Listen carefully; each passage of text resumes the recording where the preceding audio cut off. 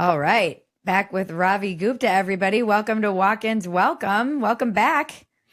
Well, Bridget, great week for you. Congratulations on your victory. On my victory. Everyone's like, congratulations. How do you feel being, on the wrong side of history? Yeah, it's weird. I'm excited because I feel like it was my big hope was what happened. Are you drunk on liberal tears right now? I Like, how kind are of we feeling? am. Yeah. Uh, Not drunk on liberal tears, but I was talking to, there's something interesting I'd love to talk to you about because my whole Facebook feed is like unhinged black square posts from people saying just these, like, I can't figure out if they're just saying it because they want attention. I was talking to my husband about it, who's a therapist, and he's like, it's so hard to just categorize because this is obviously on a spectrum.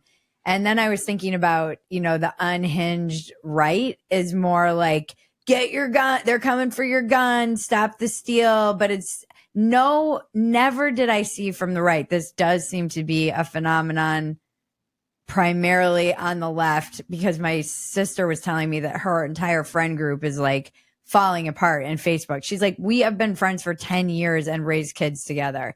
And women are like, you're dead to me now. This friendship is over. And that does seem to be like a very left wing phenomenon of just ending relationships and families and marriages and friend groups. I don't generally, even like in the worst, even when it gets really bad, I still haven't seen many calls to like cut people out of your life on the right like I do on the left. Can you explain this to me? yeah, it's weird because maybe I'll just step back for your audience and remind them who I am because I haven't been on here in a long Oh, time. yeah. But and it's probably helpful to talk about which bubbles I do or don't exist in these days. But I think I grew up in Staten Island, New York, which is one of the largest, if not the largest, Obama to Trump shifts anywhere in the country. And I come from a split family politically. My dad was actually on the ballot as a MAGA Republican this past cycle, lost. He was running for a seat in Manhattan. Um, my brother's a Republican, Trump supporting Republican. And then my mom and I are Democrats. I worked for Obama. And then I went down south and started a network of charter schools in Mississippi and Tennessee, where I largely collaborated with Republicans, and actually Democrats were my main opponents down there. And so I think everything from my family background to running schools gave me a bit of an eclectic political background. And I did vote for some Republicans down in Tennessee, including for mayor of Nashville. And we can circle back to that. But then I was very involved in Democratic politics, started an organization to help elect a bunch of candidates during the Trump years. And then after we won, and I think this is relevant for the conversation, like when we had our big victory 4 years ago and we were having this equivalent moment, I started the Lost Debate in the Branch, like this nonprofit media company, in part because I didn't want to just take the victory for granted. And this is what I say to my Trump friends in my life right now who are just gloating nonstop. That's their reaction. Like everybody has their unique reaction. You're right. Like liberals are way more to be like in the feels. My Trump friends, I posted, I think you probably saw this before the election, when I legitimately thought we were probably going to win. I was like, don't gloat.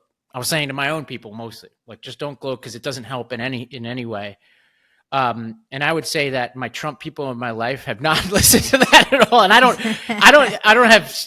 care. I have thick skin, whatever. We can have fun with stuff. But they are dunking on me left and right. They're, Matt Walsh is like, he's not my friend, but Matt Walsh, I think epitomizes like how Trump people in my life are, which is like, send me all the posts of the liberals crying and all that. And my feeling with them is like, I'm a former school principal. I'm a coach. Like, it's like losing a game. It's like when the other side is that arrogant, I'm like, that's good for us in 4 years because the odds always say that things shift back and forth, right? Like That's how our country is. We're talking about a few percentage points. Yeah, I have a lot to say, and we'll talk about all the shit the Democrats did wrong. But when I see our opposition pounding their chest like that, I'm like, look, you deserve it. You won. But also, you get too carried away, you're going to be right where I am today. That's my coach speak to the audience because – I'm not the lib who's crying. I'm like, whatever. Like, it's like not the result I wanted, but the show goes on and there's more elections to come.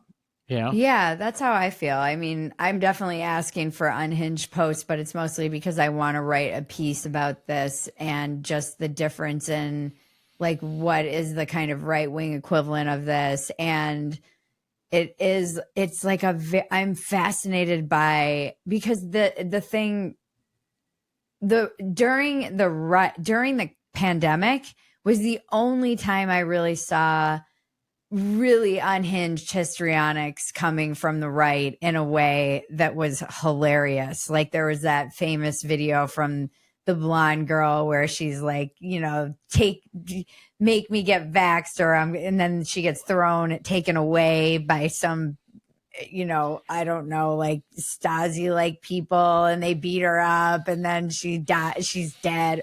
It was amazing, but they generally aren't, you know, doing these kind of performative videos where they're crying. So I'm just like fascinated in the different psychologies from the two camps because Justine Bateman on Twitter has been hilariously breaking down from a filmmaker's perspective all of these videos, but she's looking at it very just like, hey, this setting's been overused, the lighting could be better. Wait, is she a Republican, Justine I Bateman? don't know, she seems kind of like an RFK. It feels that way. She feels a little bit, but she has been hilariously just critiquing them as like a film expert, and it is just hilarious because the videos themselves are. So I do wonder. I mean, I don't even know if I should talk about this publicly, but I'm gonna. So my own mom posted on the eve of the election after I posted my video saying that I was going to vote for Trump. She posted on her Facebook that she was like, well, it's official. I failed as a mother. Some of my kids are voting for Trump. And then got all of this kind of affirmative, like, I'm so sorry. Da, da, da, da, da. I don't feel bad talking about it because it was public. I mean, it was like obviously only for her friends, but there were all these comments and it kind of pushed one of my siblings who is on the fence who was thinking about voting for Trump but didn't want to, and then saw that comment and was like, F you, I'm voting for Trump. And I was like, if this isn't like a perfect microcosm of America right now, I don't know what is. A very kind of lofty, like looking down at these Trump voters, ridiculous kind of like there's just some kind of arrogance or something, and it pushing people to be like, screw you, I'm voting for Trump. Right. Like this is playing out on such a very very local level for me, but I do think it really represents something that happened nationally. Yeah, and I do like, and I think we'll probably spend a lot of time on the like what do we take from this? Like, what are the real lessons and all of that? But I think staying on the topic of like what's the nature of each side. I think it's like, before you mentioned your mom, I was going to say, and this is different than what you said about your mom because it's actually somebody in your life, right? But I think it's like, I think there's like this curation of like online nutcases like that happens when but when I walk around Brooklyn where I live now, and I was like in bars last night hanging out, everybody was fine. Some people were like, yeah, like they were like analyzing it, what went wrong. I overheard like a really interesting conversation about JD Vance where people were like, I don't agree with him, but when you go back to that Waltz debate, he was like, very persuasive. Like if I didn't have my beliefs, I would be persuaded by him, which is kind of word for word what I actually said after the debate on my own podcast. I think that's the norm. Like you use the word normies, like for your audience's sake, like it's always important to remember that, what is it going to be 47.5% for Harris, right? And like, it's very similar to what the 47% for Trump was, it's like, so like last time, and it's like, we're going to go back and forth on this. And I think that 47% includes a lot of what you call normies, just like the 52% includes a lot of normies. And I think these people who are performing whatever, yes, they are like there's a lot of people within my coalition who make me cringe. And I do think there are certain relevant streams of the extremism that are relevant to why we lost, for sure. And I suspect we'll talk about that. But at the same time, I think that this was a party that at various points has produced coalitions that can win and can appeal to normal people. And my project within the party is to try to push us as much as possible in that direction of Jared Polis in Colorado, who's like a libertarian Democrat. People like that who are just like, let me try to lower your taxes, lower your regulation, do government rights, and bring people into the party. And I think those people exist. And my hope for the next election is that more people like that show up, But so I guess the problem I see with a lot of so the histrionics I'm seeing online, because it's my Facebook, they are just normal people that if I saw them, like I would love to do an experiment where you're like, oh, you seem normal in real life. Show me your Facebook. Right. Like, is there a difference between how unhinged we're behaving online and how just like tra la la, like gonna go get my latte and act like a normal human, and you just kind of get away with being histrionic online because everyone's like, oh, whatever. It's just like, that's just you being crazy online for engagement. That's kind of how I treat it. If I showed you, most of my Instagram are friends from Staten Island and from the South. And their shit, like, honestly, some of it makes me laugh, but none of it is normal. Like, a lot of it's like, grab America by the pussy and shit like that. And I'm like, whatever. Like, like, have your fun. Like, part of it is, it genuinely, maybe because I grew up in Staten Island, takes a lot to offend me, but also right. I know that that's what they want. Like I shared my attic with my brother, who's a MAGA guy, and before he was MAGA, he was a bully. And I'm not saying those two are always the same thing, but he was a good bully. So I grew up with, meaning like an effective bully. I grew up with a bully, and I know, like I was trained just to not let anybody get to you, because when I would let my brother get to me, he knew he would win. Oh yeah, this is my whole family. Yeah, and this is what my advice to people on the left is: the reason why Matt Walsh is dunking on you, other than his he's probably your friend. He to me has major character flaws. He's not my friend, and I battle all the time. To me, he doesn't hates me actually. Yeah, to me, he doesn't operate in a way like, to me, regardless of people's politics, I'm still a school principal. So I'm maybe this is too beta to use the MAGA term, but it's like, I generally like people to be nice to each other. I like people to treat each other with respect. I like people to be honest, and what I say to my liberal friends is, you're going to make, like, there's going to be more Matt Walshes out there if you let him bother you, right? Like, to me, it's just like, I just try to reflect the mirror back to people like that and be like, look, like that to me is like, you just got to settle down. Like, be Barry Sanders. Barry Sanders never spiked the football when he got to the end zone. He acted like he was been there before, and I would, that's kind of my energy for the Matt Walshes of the world, which is like, settle down. All right. Like, you won a couple more percentage points. You deserve the victory. That's what elections are about. Like, the candidate I liked conceded, which is really great. I hope all candidates do that in the future. And I wish they'd done it last time. And that's how it's done. Move on. We fixed our party. My video after this election was, here are the 10 things Democrats need to do differently. That was my immediate reaction.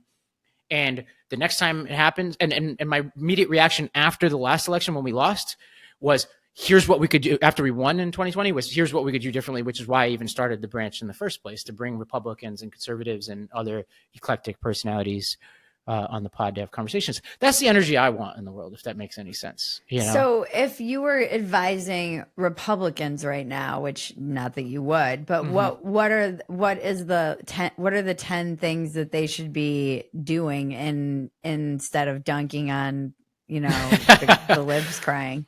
Yeah, and to be clear, I would advise Republicans. Like, I'm not, like, I'm generally an American. Like, people call me up, and I have advised Republicans before, like, for instance, in the education context all throughout the South, and I'm definitely a collaborator with certain people, like the Koch network, education people, Yes Every Kid. Like, I have really good relationships with those kinds of people, and I have no problem talking to them about shared interests. But I don't know if I can get to 10, but a couple of things I would do. Number one is, and this would be to Trump, is like, how much of the stuff you promised do you really want to do?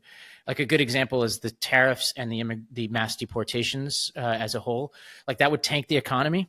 right? So do you really want to tank the economy? Do you really want to rip families apart and go through all that? Like, my brethren over there in Staten Island, there's tons of Mexicans in every pizzeria, every landscaping company now, like in more white collar jobs all across Staten Island.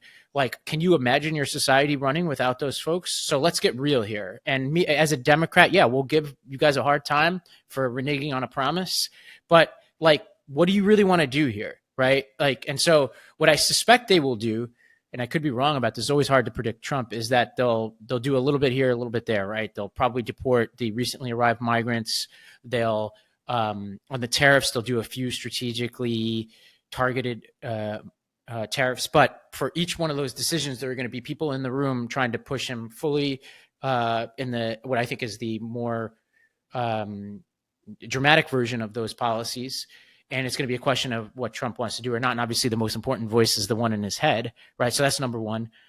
Number two would be, and this is less for the Republicans within Trump's orbit than people who voted for him. Like, and this could include you, which is be careful about what you own, because he's going to be older than Biden at the end of this administration. And I could speak from personal experience that when Biden was deteriorating, I was very clear that I wasn't for that. And now you guys are going to deal with the version of that I had to go through over the past 4 years, which is I voted for Biden. I owned it, right? And ethically and pragmatically are two different things. Ethically, what I would want people to do is not blame me for that, right? I never blamed Trump people for Biden being old, right? I was like, I made this decision, I own it, right? What a lot of my Trump people are going to do at the end is, you made me do this. And I'm like, I didn't make you do shit. You voted for this guy. If he's a fucking hot mess at the end of this administration, that's on you, not me. Because the good shit he does, you're not going to say the libs made you do that, therefore they get to own all the good shit that he does. So like, that's more of an ethical thing. But then I would say on the offensive front, and then I'll stop because I can get to 10, but then I'll be talking for too long. I've been a long education eclectic, and I'm a big believer in charter schools, and I've been warming to education savings accounts and other innovative ways to break the sort of stranglehold that unions and traditional public schools have on the system. And what I would say to them is, go on offense. It could help you solidify the African-American, Asian, and Latino families. They love school choice. They're dissatisfied with the options that they have. They probably agree with you on some of the cultural things that you're saying. Obviously, don't go too far with those things and have us reading the fucking Bible in school and stuff. I don't think they're going to be all for all that, some of them. But worry about the implementation, right? Because like when you dramatically change a system, there's going to be a lot of messiness that Democrats are going to take advantage of. So dot your I's, cross your T's, because that's going to be a wild ride. When you break up an existing system, the promised land could be really beautiful, but the process to get there could be really messy. But I'll stop there because I could get to 10. But that's like a little mix I have there. That's good. Yeah. What would you do? Yeah, I'm curious to you. Let's start with the crossover. Like, I saw your video, so I know a little bit about what you'd advise Democrats, which is, well, I won't say it for you. Like, you tell me, what's your advice for us? I mean, it's interesting on a social level. I don't know how you fix that party, because if you've invested millions of dollars in propaganda to give Democrats a non-stop stream of literally Hitler, and now your entire party believes that, and you're seeing this, like, this is why my question is, do these people actually believe this, or is it just histrionics or some mix of both? And if they believe that, they're right to be as upset as they are.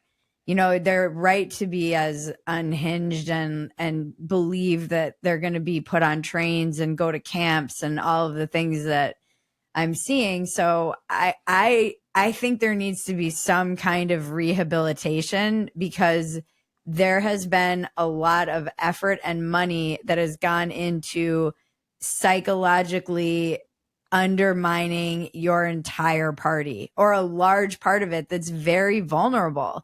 And that was one thing that honestly was infuriating to me as someone who is a Democrat, was watching everybody be fed this diet of hyperbole that they now believe is true. And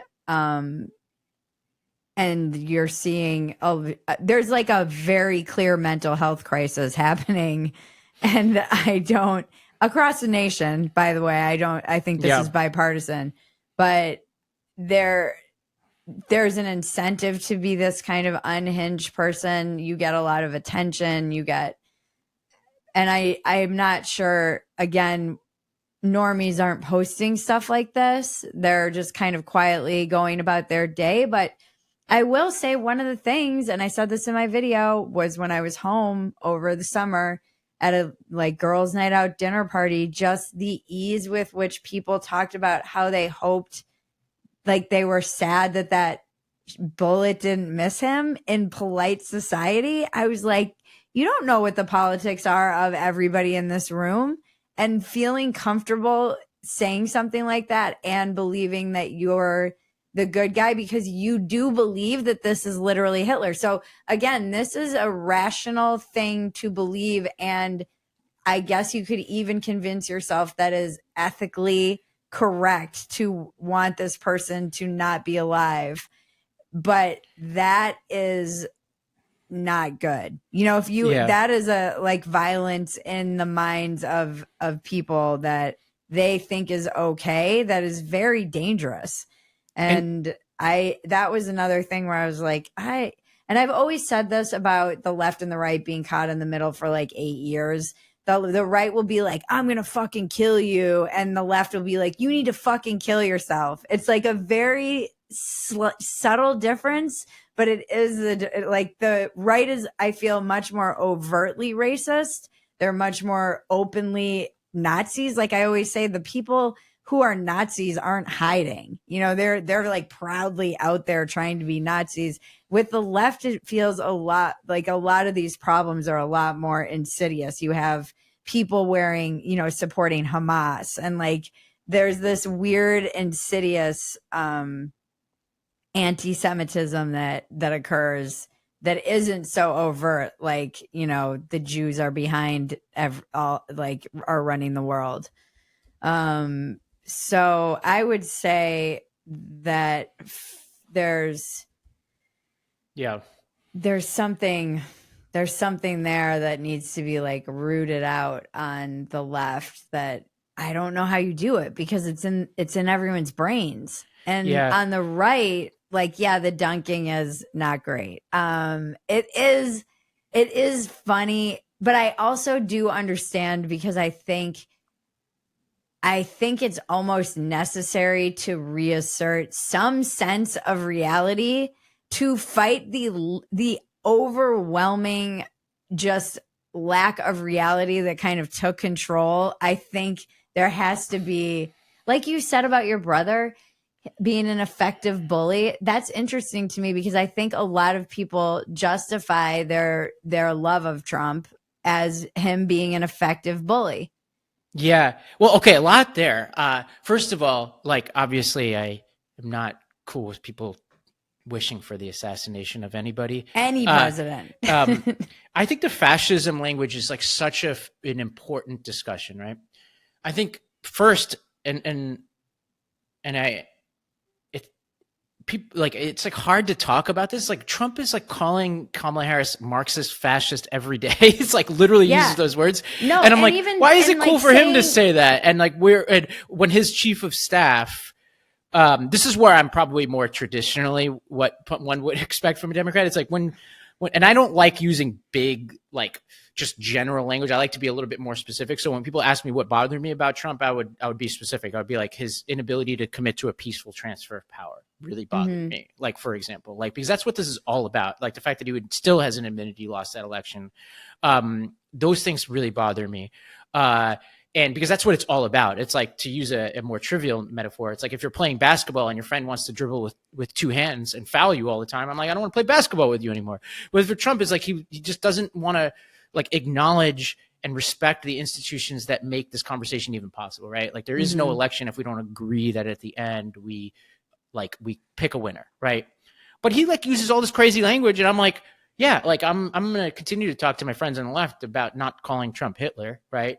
But at the same time, like, I want my friends on the right to be like, yeah, like, this is not a left-wing unique phenomenon. Like, Trump is like explicitly using dramatic language on a daily basis and his supporters to describe every liberal, including me. Like, there are people out there who come after me all the time, just like people on the left are uncool to you. Like, I'll post something like after the Biden debate.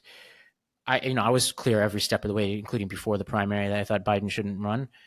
But I had all these MAGA people coming on my feed being like, such a beta, stand by your guy. And I'm like, come on now.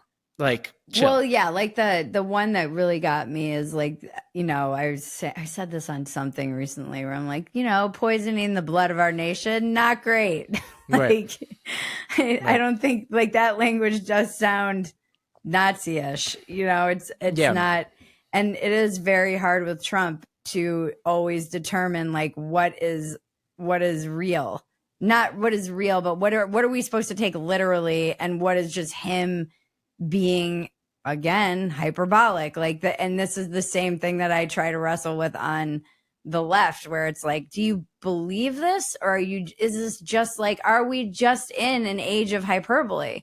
And that's why nothing makes sense anymore, and we all feel like we're going crazy, and to an extent I think we are. And I think that people were able to look, even like me, to overlook stuff like that because we already had 4 years of him and he didn't become literally Hitler. So and I that think would be my guess, is that they had some experience with him. But I've said many times I could eat all of these words. And I was joking on our podcast the other day. I was like, you're welcome, America. I gave you guys the ability to be like, I told you so, which who doesn't love to be more smugly self-righteous and be like, you can say I told you so.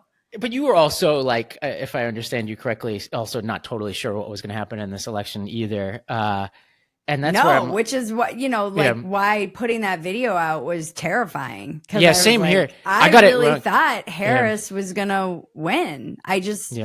I was so wrong in 2020. I was wrong in 2022. I am notoriously wrong. Well, it's funny. I saw that Rogan clip you played, but I remember that clip. Wasn't that before 2022 where he said the elevator opening and read? Because I'm seeing a lot of people playing that clip, like Rogan predicting. I'm like, no, Rogan, with all due respect to Rogan. Wrong. Yeah, it was about 2022, which I think gets to this sort of the humility for everybody in this election, which is like, and again, like there are a lot of things Democrats need to take from this election to improve. But like the coach talks, were wrong, but were we wrong? Like, we that would be wrong, but we were also sensing a trend that has borne out in this election. So we were both. We always talk about how we were so wrong about 2022, but when we were saying like they're making Republicans, that we've seen that he improved among everyone. It wasn't just like Gen Z or women, or it's. I mean, how did she lose 2 points from Biden with women? Yeah. And so I think a couple of things. One is we'll know for sure in the long term what this trend is, right? Like just like I wouldn't say, like I wouldn't take what you just said as the reaction to 2020, because one could say from 2016 losing with Hillary and then beating Trump that it's some rejection of Trumpism. I think those people have been clearly proven wrong, right? And so I think that could be an error here, right? You could be right. Like, I obviously, as a Democrat, hope you're wrong, and a lot of it's in the hands of Democrats and Trump, right? It's in Trump to, if he governs effectively, he could solidify Trumpism, and or like, there's two things going on, right? What's the affirmative case for Trump, and then what's the I want to reject something case, right? And both could be going on, or neither could be going on. I have my theories, but I'm not that confident yet what's going on. I think we'll find out in the next 4 years, right?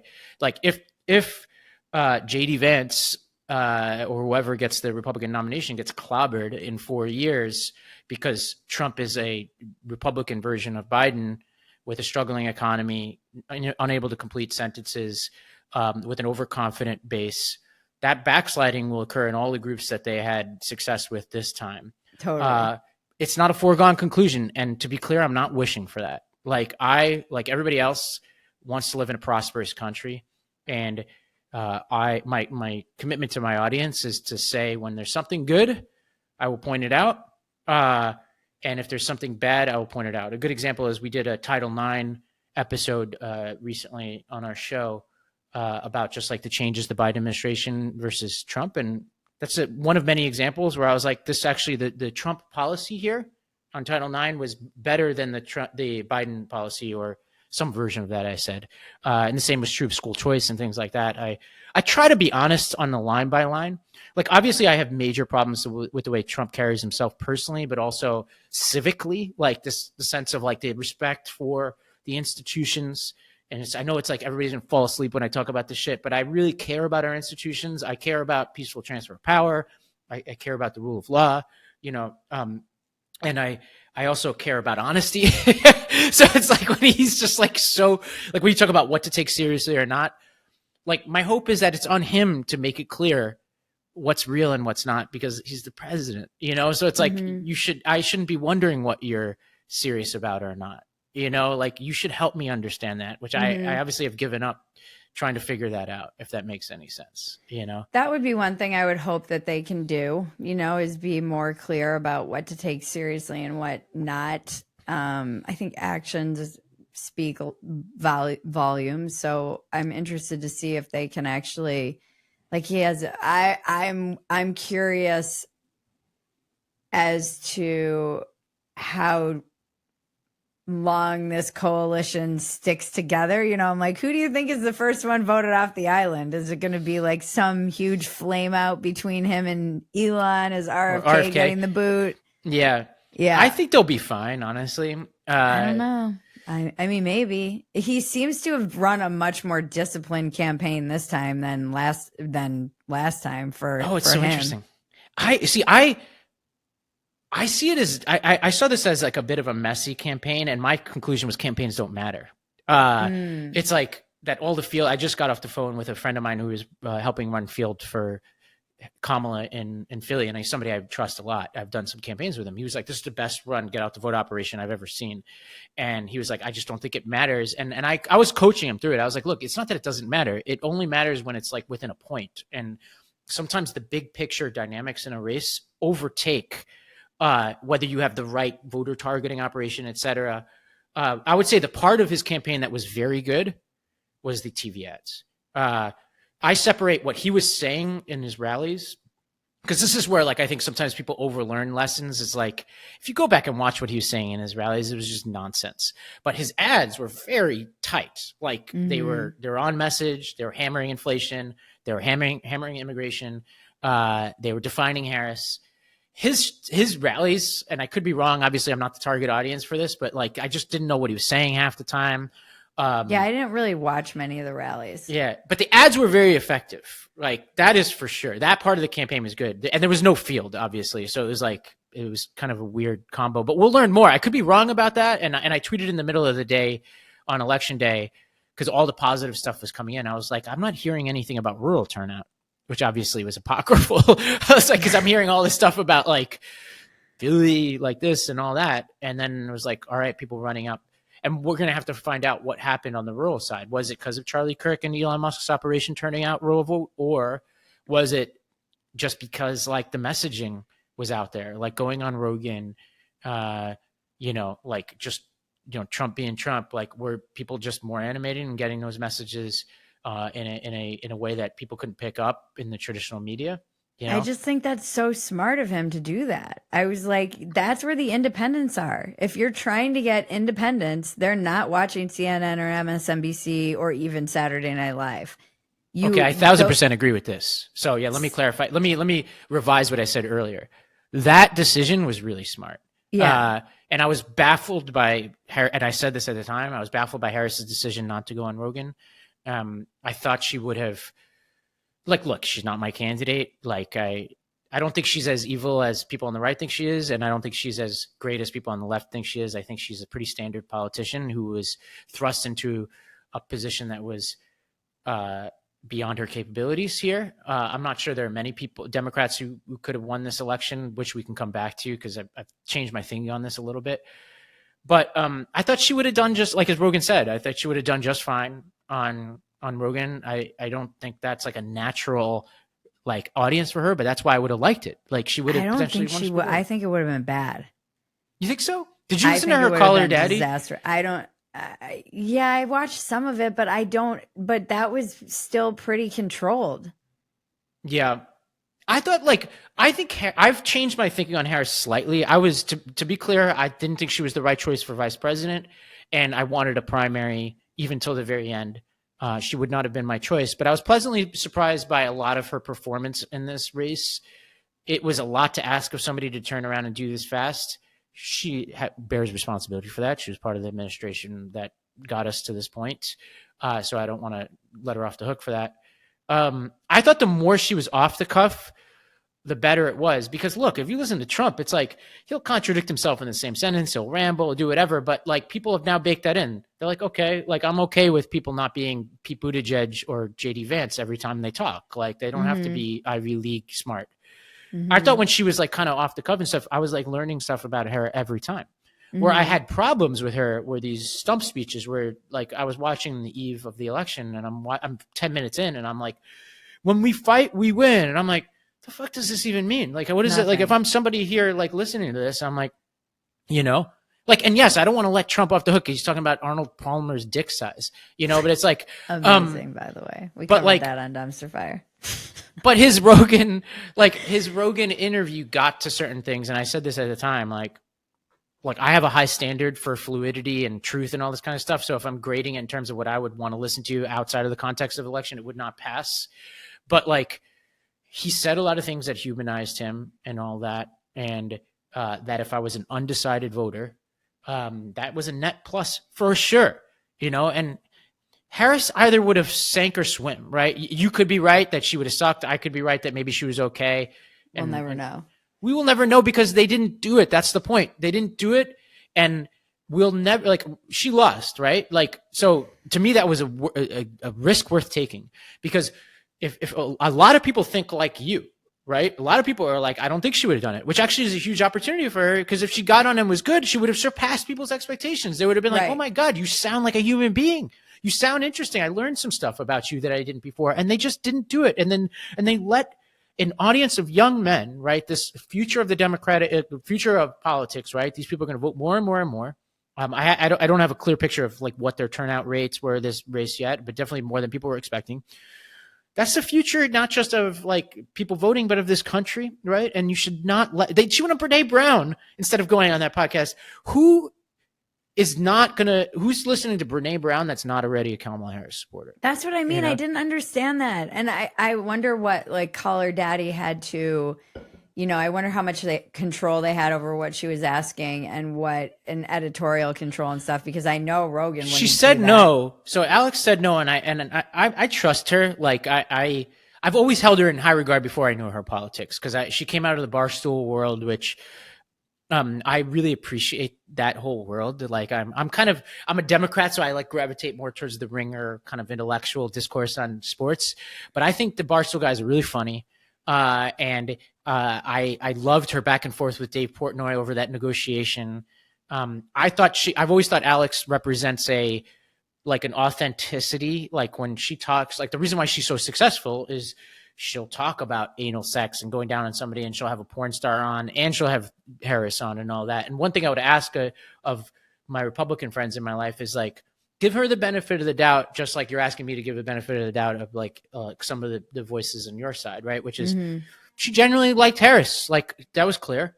And like Rogan, she like I think of Rogan similarly. Like I think Rogan is predisposed to like RFK and Trump, but was gettable in certain kinds of ways. And Harris like didn't really try. Like even though yes, he was more inclined probably towards the Trump and RFK style and ideology, she didn't try. He left the door open. She didn't take it. Alex offered the same thing to Trump. He didn't take it. I genuinely take her at her word that it wasn't pre-selected questions and that she came about it honestly. And honestly, it's like it was a risk for her because she had audience members who were conservatives who I'm sure she lost some people, just like that probably some Democrats hated what Rogan did. But I appreciate her. I didn't, you know, just like I didn't lose any respect for Rogan because of what he did. I didn't lose any respect for Alex because of what she did, because I think it was true to who she was personally, if that makes any sense. Yeah, You know? yeah. I don't know enough about her to. I've tried to listen to her podcast previously, and it's just not really my thing. You know, it's Yep. maybe I'm too old or something. It's like for young girls who I don't really care about celebrity culture. It's not Yeah. really. There's nothing for me Yeah.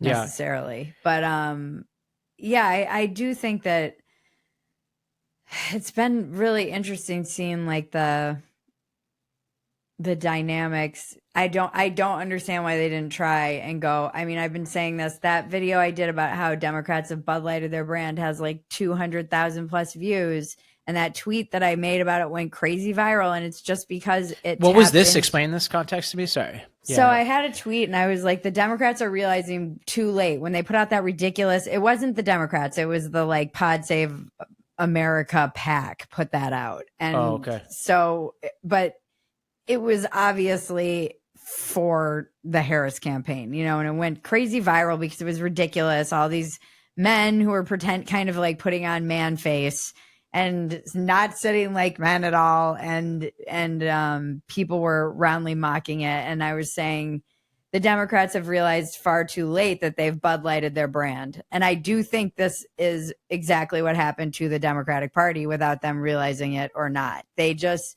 leaned into a lot of the more insane culture stuff and then tried to tell people that this wasn't happening. This isn't happening.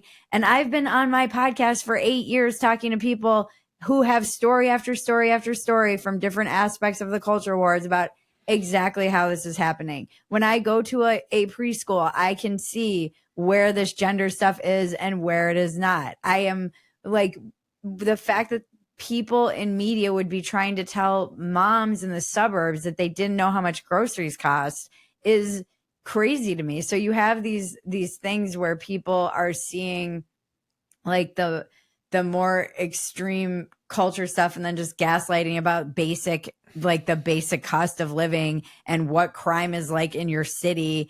And people are you're going to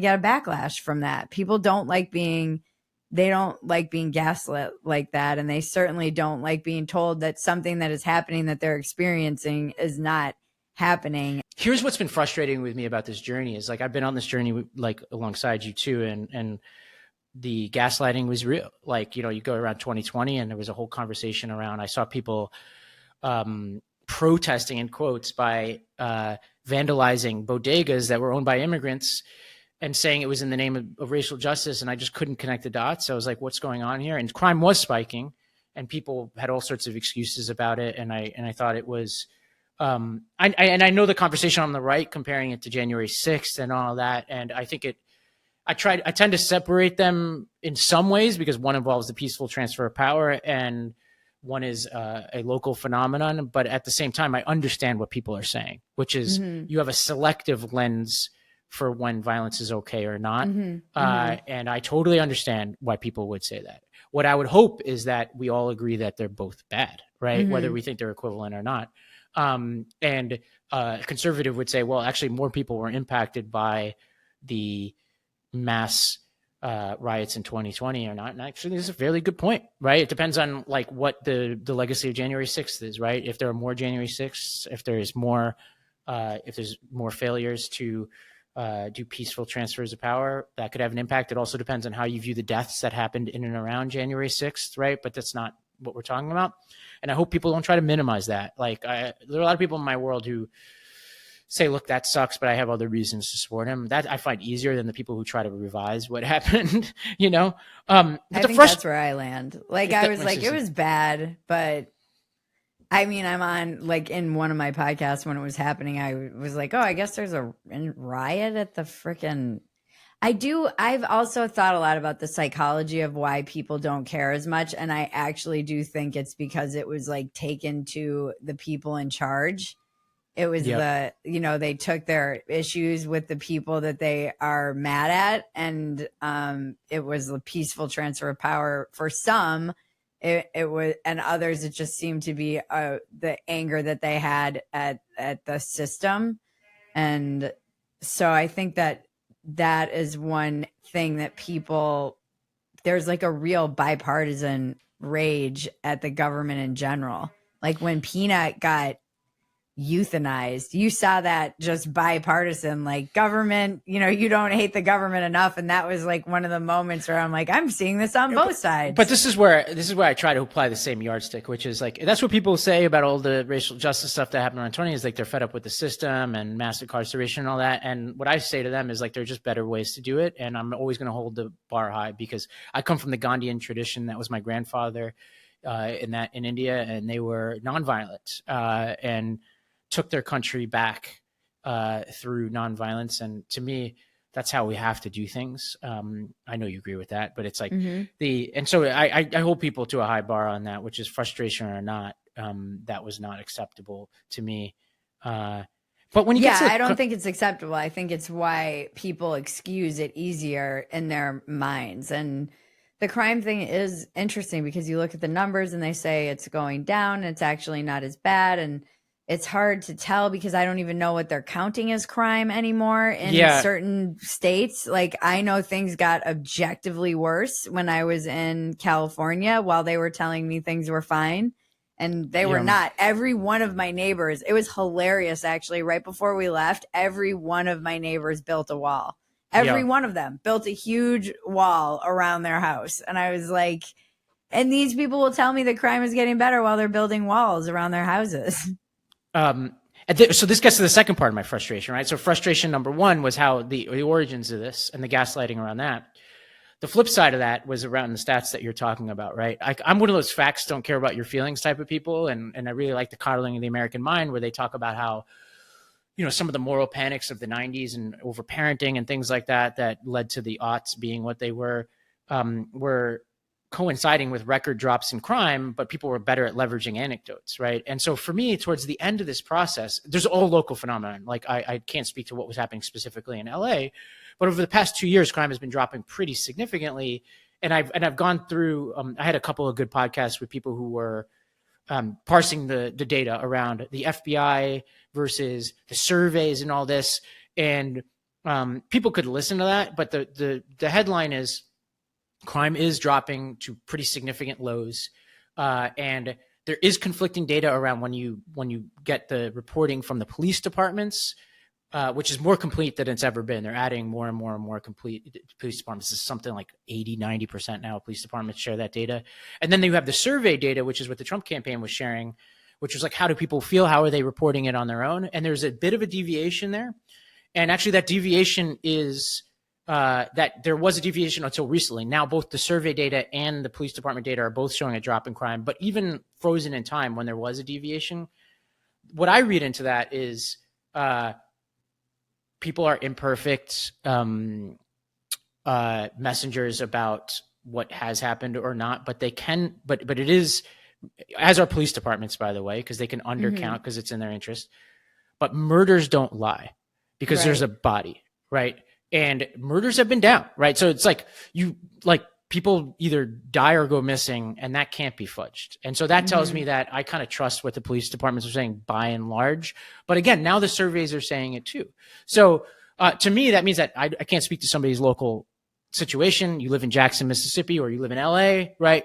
Could be getting worse. But as a country, when people try to make a national argument like Trump was making about crime being really high, that was not true. And it was frustrating because it wasn't true. Yet at the same time, again, at the origins of this, we're gaslighting in a different direction. So it's like, I get why Democrats were put in the position that they were in. It doesn't excuse lying about the crime statistics, but look, it was smart politics. And I think Democrats did a really bad job of defining the reality here. I probably disagree with your audience on some things like how good the economy was doing or what the immigration situation was and crime.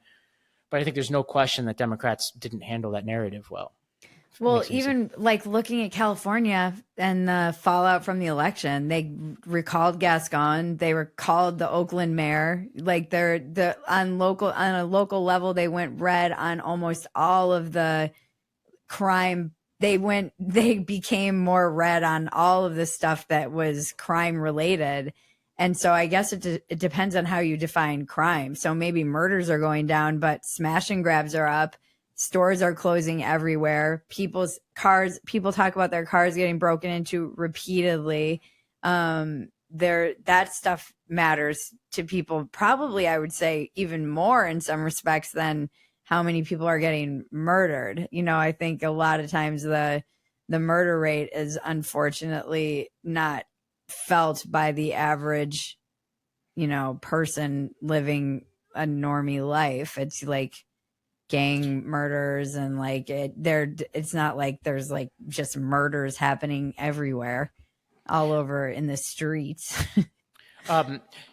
Yeah, the property crime one, could be a bad recollection. I thought that was down too nationally, but again, I could be wrong. I don't memorize these stats, but it could be true. Like, but one thing is, like, what I do know is that every time there's a smash and grab in San Francisco, it's on Fox News. So it's like, I do think that there's an effective leveraging of that.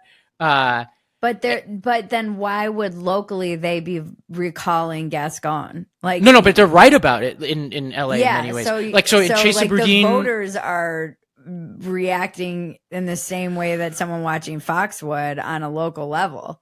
So this is where I'm like very much in line with you about a lot of like certain cities and places like San Francisco and LA.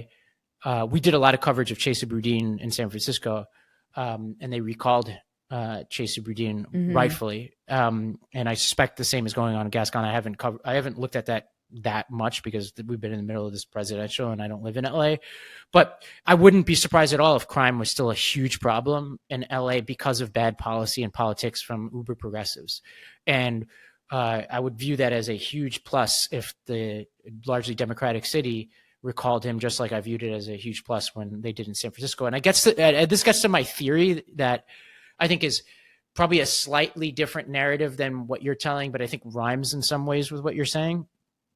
And I'm not totally sure about this theory, but this is my theory, and this could be just my hopium, is that Democrats have fixed a lot of the things that you're talking about in terms of cancel culture, in terms of defund the police, abolish ICE, identity politics and stuff. They have significantly improved on those things over the past 2 to 3 years. And I can give some evidence for that.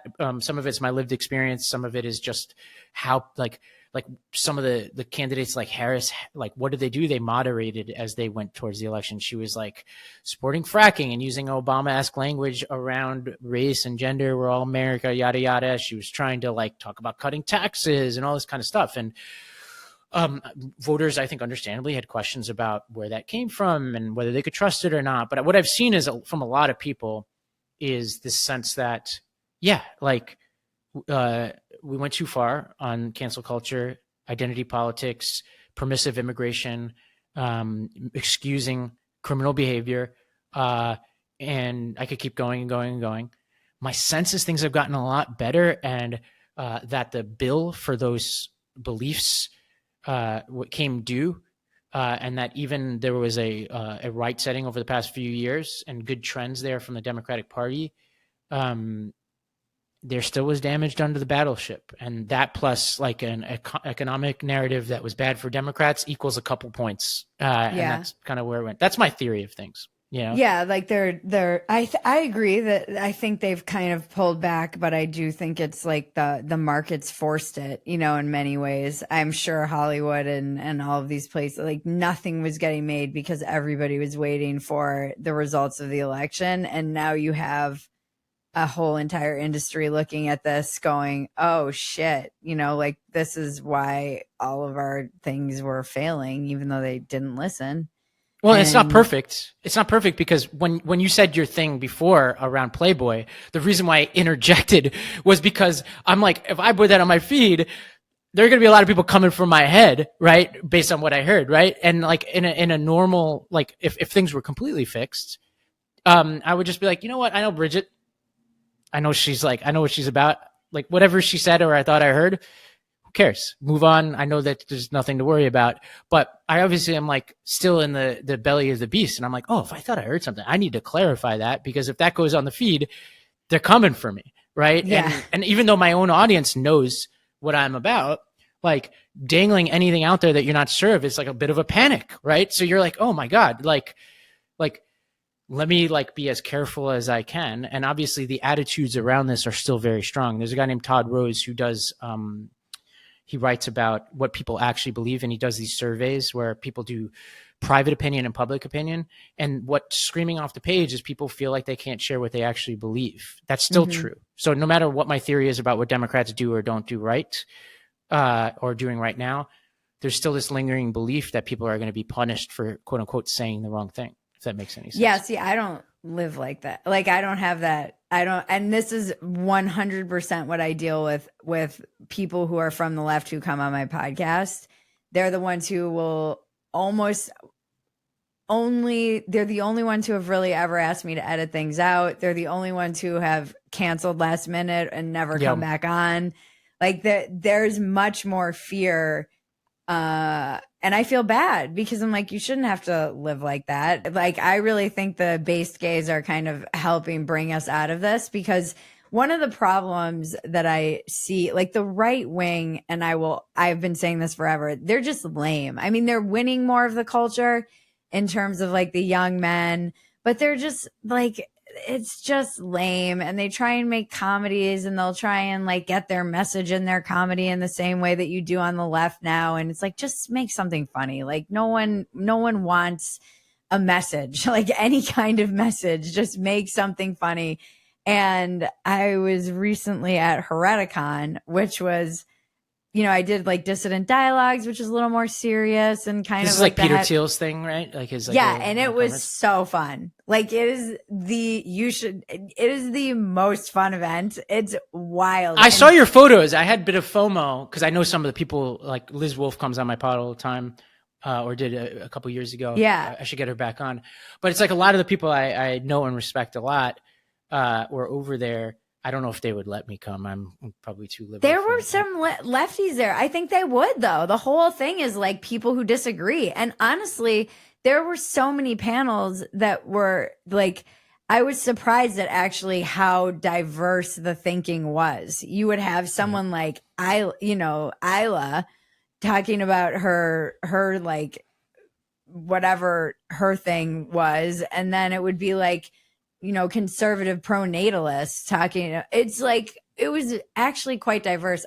There's something, you know, there was a little bit like, I think because of the tech influence, it always feels slightly dystopian, those things, more than like dissident dialogues, which felt like just me seeing a lot of my friends that I'd never met in real life. And it was cool to hear people debating and whatnot, and fun to be in New York. But this was like, the tech element always makes it a little bit like, like, yeah. What are we doing? Well, okay. Can I share what my worry is for you right now, as I've been thinking about this conversation with you today? Is, you know, the first time you came on, and we had a good conversation, I think it was me, you, and Ricky. You were like, I love to disappoint my audience, you said, and I've always thought about that, and I've quoted you a lot because I think that that's like a really. And what you meant by that, if I remember correctly, was basically like, look, you say what you want to say. Yeah. And if your audience doesn't like it, that's on them. Obviously, you try to be the best you can. And sometimes your audience like gives you good feedback that helps you be better. I certainly have that experience. But you're not going to bend because you want audience captured. You're not going to not say something because you don't want to disappoint your audience. I love that. The risk that you face now, and I know you'll do a great job about this, but I wanted to coach you through this, is you go to these things like the Peter Thiel thing. He obviously has an agenda. You now have lots of people, like, you've taken a position in this race. Like, it feels good to have taken a position, though. Yeah, no, for sure. But now also there's a bunch of liberals being mean to you, and obviously like you're having fun dunking on them. They're idiots. But they're idiots on the right too.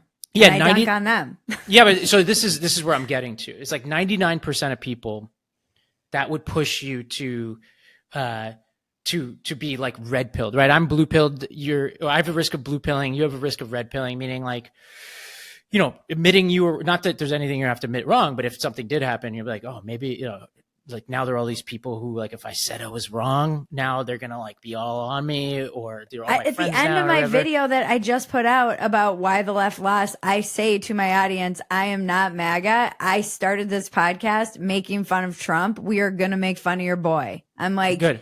So Yeah. if you are here for just like, you know, Trump, like fellatio, then this is the wrong place. And there are plenty of other places you can go for that. Yeah. But my audience knows me and they've stuck with me. Like, I mean, I've been so wrong about things. I was so wrong. I have been apologizing to my audience for getting behind like the 2 weeks to shut down. I was like, I don't see what the big deal is. And I'm like, I was wrong about that.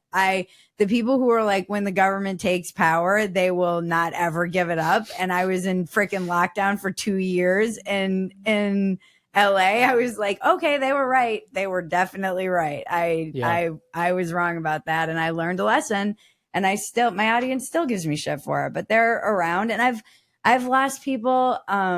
You know, I don't think I'm alone in being red pilled. Based on this election, most of America has been slightly red pilled in the sense that I have been.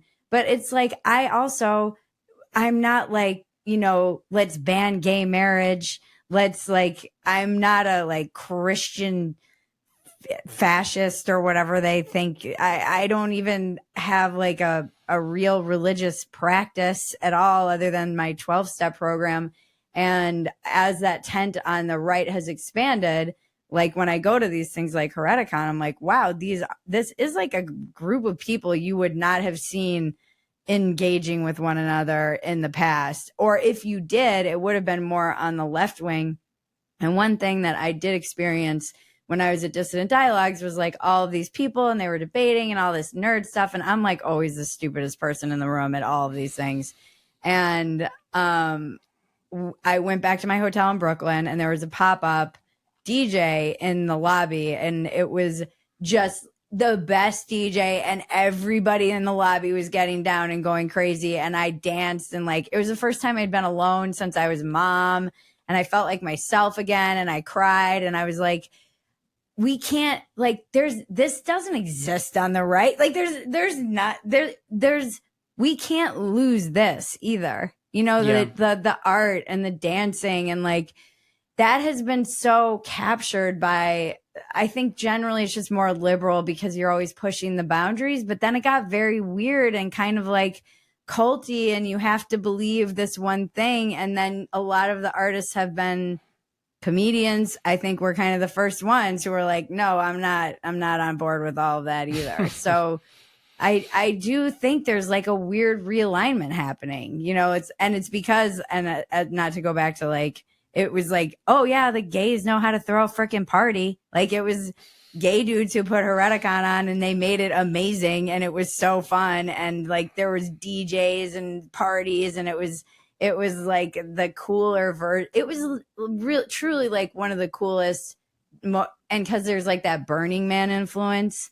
So it was like the coolest one of those events that I've actually ever been to. And I've been to a lot of those kinds of things.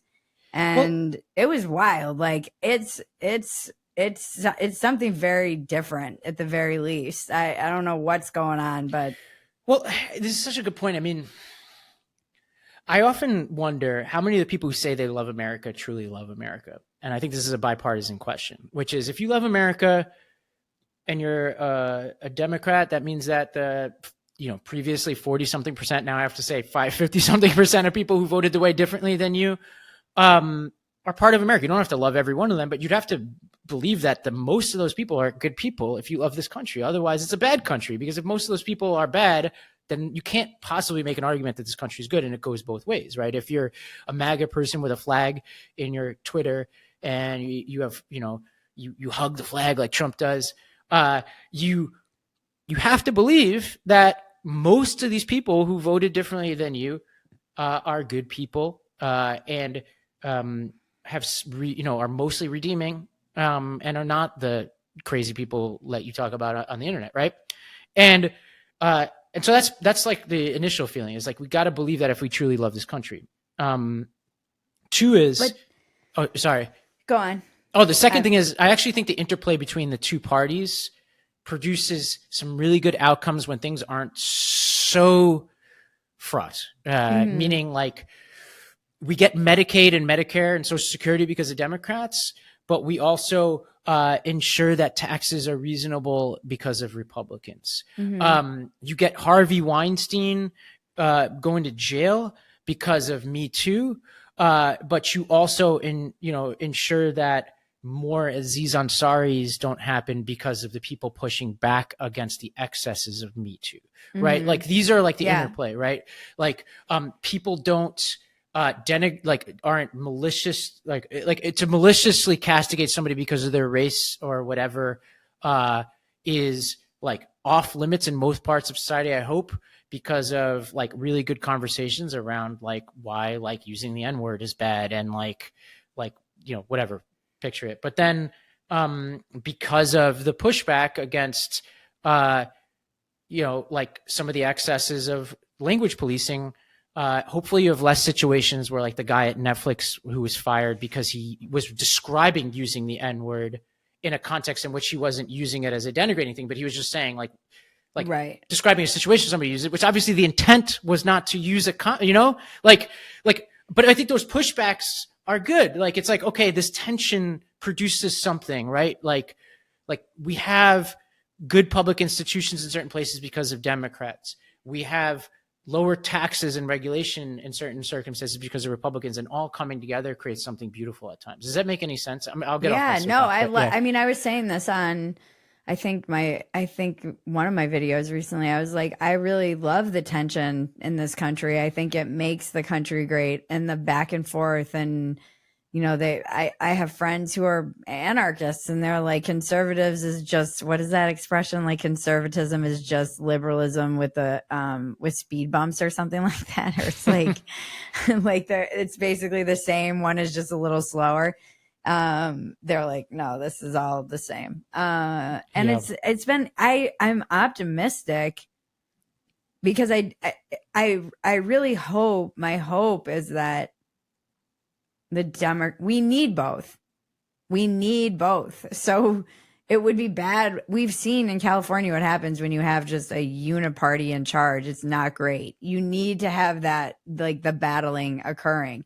My friend in California was like, the red wave turned the school board red. And that's a good thing for where she is. There needs to be it's been, pretty, like how many elections have you guys had? 3 of the last 4, basically. So it's been a pretty liberal trajectory for a while. And I think Americans were like, all right, you guys got a little, you're wilding out a little bit. It's balance. There's like a natural balance that Americans ask for, right?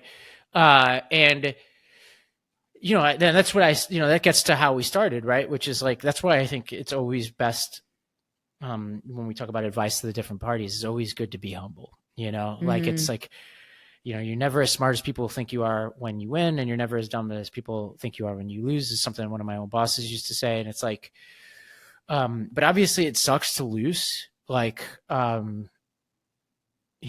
I obviously believe strongly what I believe about Trump, and like it bums me out, like as somebody who like really believes in role models, that this is the guy in the highest position in the land. But I'm also not naive enough to think that it's just because a bunch of people are evil, right? It's like, or fascist or Hitler, like you're talking about. Like there are real things that need to be fixed, in my opinion. I mean, my whole Facebook feed is people going, if you voted for Trump, just unfriend me. If you voted for Trump, like, you don't care about me. You don't care about my family. You don't care about women. So I hope people on the left aren't so quick. It wasn't like last time where it was just a narrow electoral college. It was a landslide and popular vote. So I do hope that Democrats realize these were probably their friends and family members and neighbors, even if they don't know it, while they're saying this, and maybe they don't care. Yeah. But like, I agree. And I think, just people need to chill out. And my advice to people is go for a walk. Yeah. But even a landslide in this country, like if you think about it as like a room of 100 people, right? Like 53 of the 100 people go one way, 47 go the other way. And I'm like, if you think about that room and like what vision of that room you would thrust on the other people, it's like, if people were to visualize it, it feels a little bit less landslidey, Right. not to make it illegitimate. Like it's legitimate. Like you get all the control of government now. You get all three levers of power, but there's a graveyard of people who are, including the Supreme Court, which I think now will be probably for the rest of our lives in Republican control, because there's a good chance that Alito and Thomas retire. But there's a graveyard of people who who are like overconfident about what that means, right? It's like, and what I really do hope, and I mean this sincerely, is like, I hope that this version of Trump governs more towards the middle than what we got last time, because that 2020 was a rejection of what he was doing last time. It wasn't a permanent rejection, as we know, but he could really expand that base if he moderates, and he could do things that are like sweeping and bold and all that. But I hope he thinks about the whole country, and even including like people like me and people who live in New York who didn't vote for him, and like everybody. That's what I hope. And people who came over just because they were like, this is a protest vote, they're not forever voters. I was making a joke that I'm basically an example for repealing the 19th with my voting history. Like I voted for Hillary and then nobody and Trump. Like I'm like the dumbest kind of voter. No, you're up for grabs. I think it's like, I think the world works best when most people are willing to be persuaded. Mm-hmm. I truly do. And that's why we're having this conversation. And right? that was the thing. She just didn't persuade me. I knew nothing about her. I did know more about her than the average voter because I lived in California with her while she was there. And I was always skeptical. And the reason my opinion about why I think Kamala would have kind of fallen apart on Rogan is he's not a gotcha interviewer, but he's very curious. And sometimes his questions will trip you up because they're just kind of innocent questions. And if you are someone, my feeling about her, and I could be wrong, is that she has been the kind of politician that has just pivoted towards power forever and is always just doing and saying in whatever moment she needs to be in to maintain power. This is a person who called Biden racist and like whatever during the primaries and then went to work for this person who is allegedly this horrible racist. But didn't Vance do the same thing? Didn't Vance actually say Trump was Hitler? He used that language and that he did, but Vance has openly come out and addressed that. So yeah, that is a good point. I don't think she ever addressed it. Vance will say, I changed my mind. He will openly talk about how he changed his mind, how he said that. He will address it. But real talk. It's a good point if she didn't address it. I didn't realize she hadn't addressed it, but that's a good point. But do you actually believe Vance with what he's saying, or is he just another politician who's climbing power and he viewed it as his – obviously I'm not in his heart. But when I view Vance, I'm like, what's different? What's any different in him? He's like a guy who was was saying moderate things, and then he saw a lane, and he's like, I think I can ascend the halls of power by saying the right things, including switching my position on Trump. And because it's not like Trump, like during that period of time, it's like it's hard to imagine that you thought Trump moderated during that period of time, whether people like him or not. Like this is a period that coincides with things like January 6th and things like that, you know. But I'm a cynic when it comes to most politicians. I think most politicians do what's best for their career on both sides of the aisle, and that's how I read Vance too. You know, I think you're probably right about. Strike me as empty. So I think he thinks about things, even if he's ascending power. When he speaks, it's at least like there's some sense of a belief system, whether or not that belief system has changed because he's trying to ascend power. Whereas with her, I still have no idea what she actually believes. Yeah. I think it's like those empty word salads and like all of that nonsense talk. And that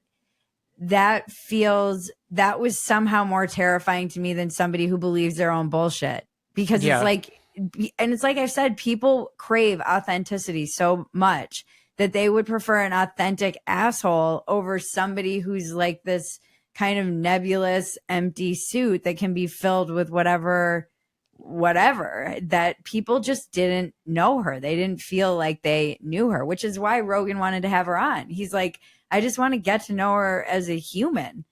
But Yeah.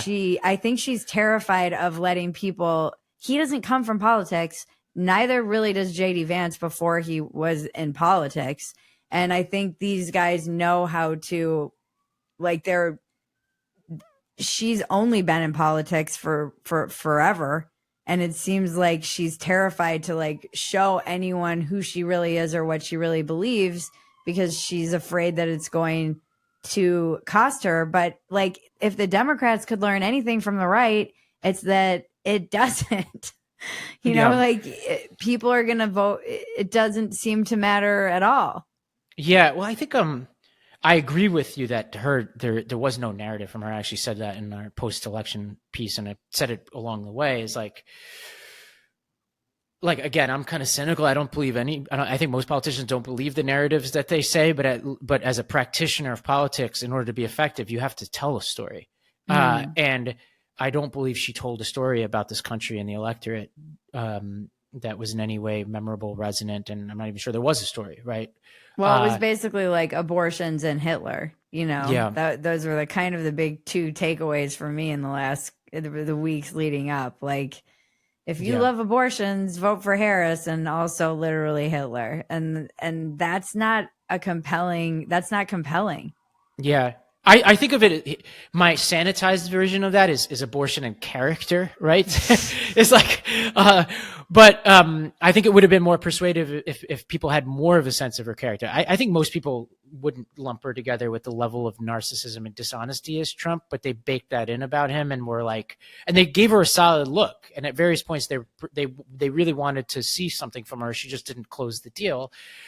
When it comes to Vance, it's like, again, it's always like guessing what's in somebody's heart or not. I don't believe for a second he believes most of the things that he's saying, in part because I come from the same kind of cloth as him. We're both Yale Law guys from the same period of time, where most of my brethren they look in the mirror, they see the next president. He happens to be really good at that. And there's so much. I don't know that. See, I'm not like, I'm a freaking waitress. I don't come from that pedigree, but you're right. I know enough men in particular from that world that, yeah, they do all see the next president. And honestly, I don't mind it on either side of the equation. I don't mind ambition in isolation from Vance or from Harris. I assume it's true, and I assume people are going to say or do whatever it takes to run for office. It's where you wind up that I judge, not because I'm that caught up in are you a good person or not, although like there are extremes where I think it matters in governing that I happen to think Trump crossed, but by and large, I'm like, whatever. Like, if everybody's going to be on the high end of narcissism and self-involvement when they run. I don't love where he came out, Vance, but in the end, like, he was not speaking to me. Yeah. But there was a version of him that I used to hand out Hillbilly Elegy because I come from Staten Island, which, although I did go to an Ivy League school, I was a pizza delivery guy who was raised by a single mom who was a nurse, is still a nurse, and went to SUNY Binghamton before I went to Yale, and I worked my ass off to get there. And when I read Hillbilly Elegy, I thought about the forgotten places, the fact that I grew up in a neighborhood that was literally on top of the Staten Island dump. The whole city used to send their trash to us, and I saw in him a narrative about the forgotten places. Where he wound up taking it, I didn't like. But again, now it's time to reset, right? This guy's the vice president, and I'm old school. I'm like a believer in institutions. So like, I'm the kind of person who gives deference to our leaders and roots for them. And for me, game respects game, right? I'm like, all right, whatever. You got to where you were. Now, hopefully you turn around and are good. And I want to have a really open mind about it. I want to admit I'm never going to be perfect, right? Like I have my biases, and I try to have conversations like this with you and people like you in order to iron those things out and be accountable, right? Like, there are not a lot of people in general, in the sort of podcast and YouTube sphere that I think are going to have conversations across the aisle. But I think that's going to be critical in the years ahead.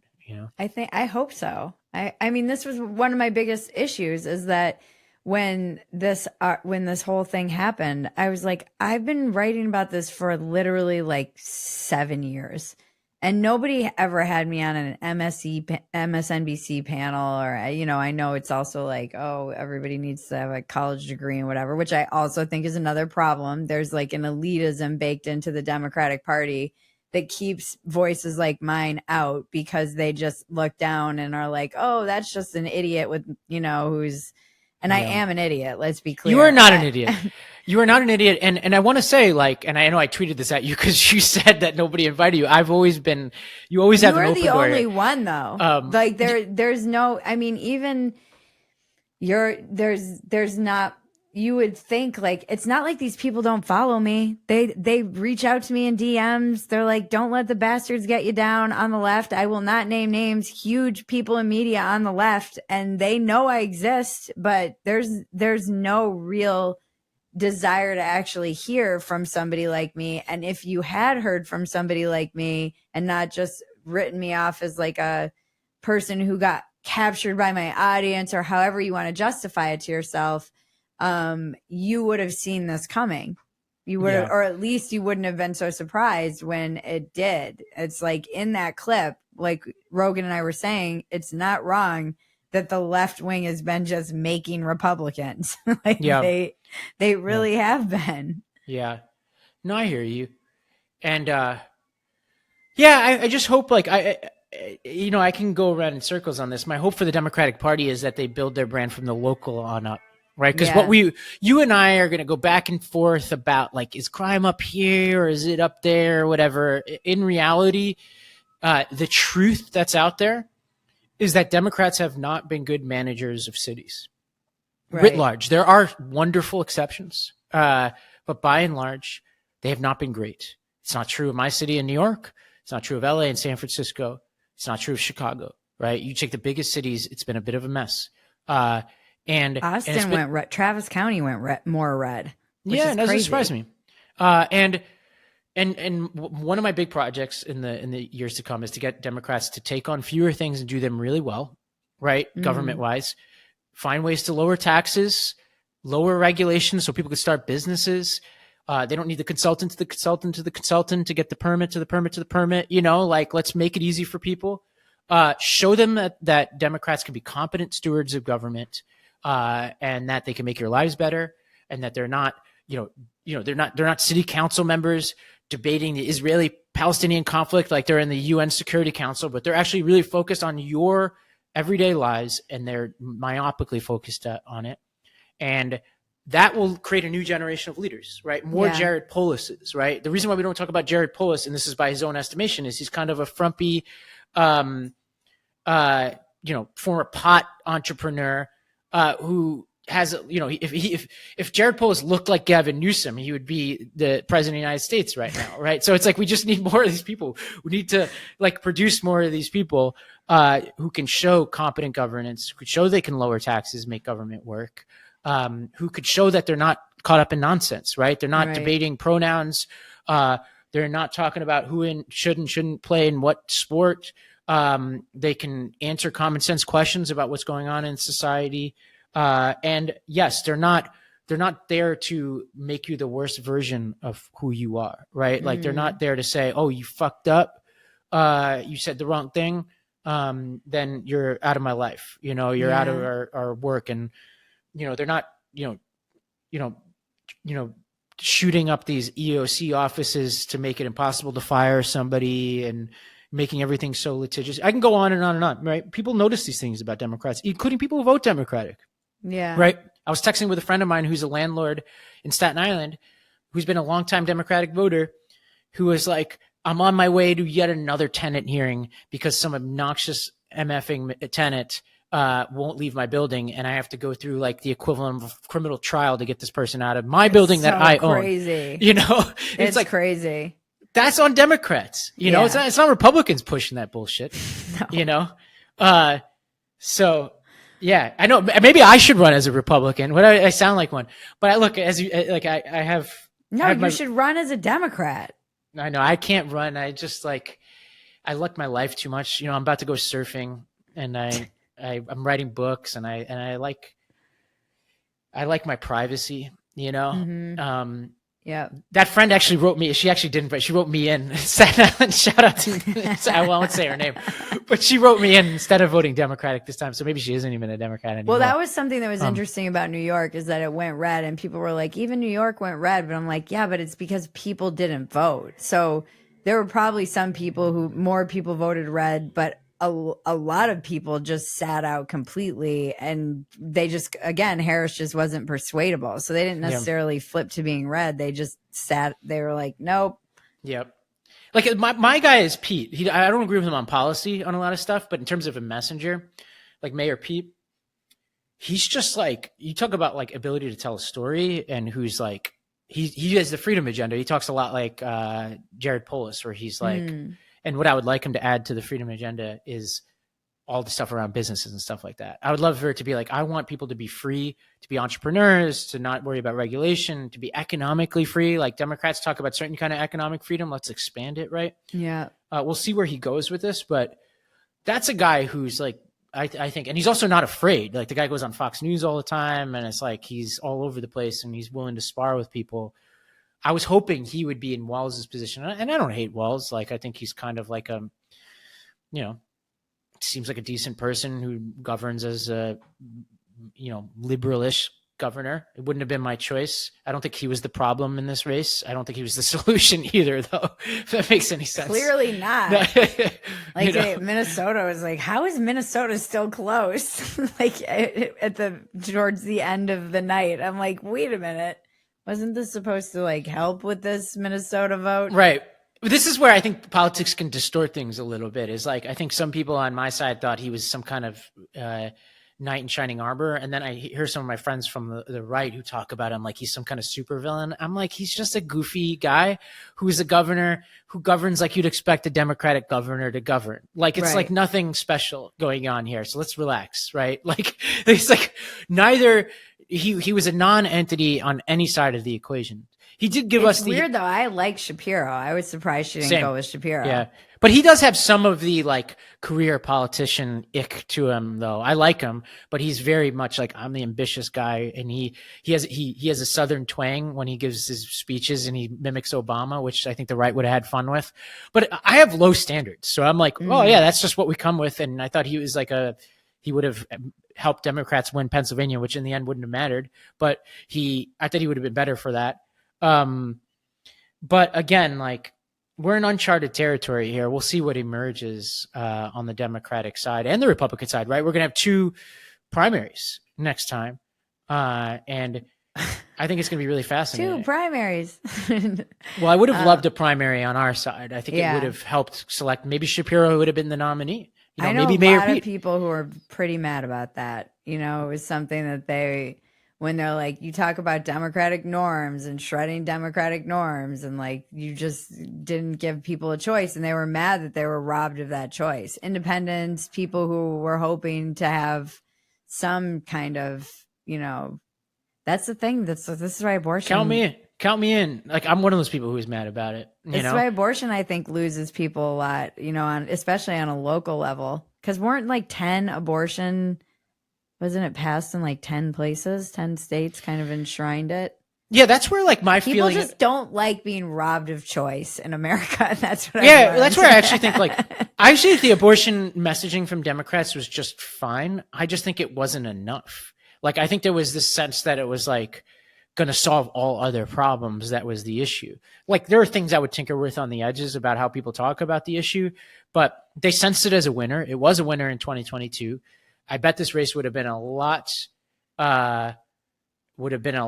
worse for them if the abortion issue didn't exist for them. The problem was they didn't expand the narrative, right? I mentioned this on my podcast. They were telling young men, have the back of the women in your life. And I'm like, yeah, I just like, if somebody's not already on your side, I'm not sure that's going to win them over. I like to have a back of women in my life. Like, at a moral level, I get what you're trying to say. I just didn't think it was effective politically, Yeah. No. Well, we'll see how the next 4 years go. Well, Could Bridget, I appreciate you. For folks who are listening on our feed, make sure to check out everything that Bridget does. Walk-ins welcome, your YouTube page, you have 2 shows. I always forget what the name. Dumpster Fire. Dumpster Fire. So check all that out. For folks who are listening on Bridget's feed, check out the Lost Debate. It's a podcast where I bring people on in good faith to have discussions like this. I know probably like a lot of you might not be like totally with me on a lot of stuff, but hopefully what you heard is that I try to do the best I can. And if you want to just get a perspective of a kind of centrist Democrat who tries to be open-minded and thick-skinned about most things, come check us out. I really appreciate the work you do, and thank you for being the only Democrat who will talk to me. The Check-In with Bridget and Cousin Maggie can now be found at Phetasy.com. It's been titled Another Round with Bridget Phetasy, and it's now in video. This has been Walk-Ins Welcome with Bridget Phetasy. I'm Bridget Phetasy, and you're welcome.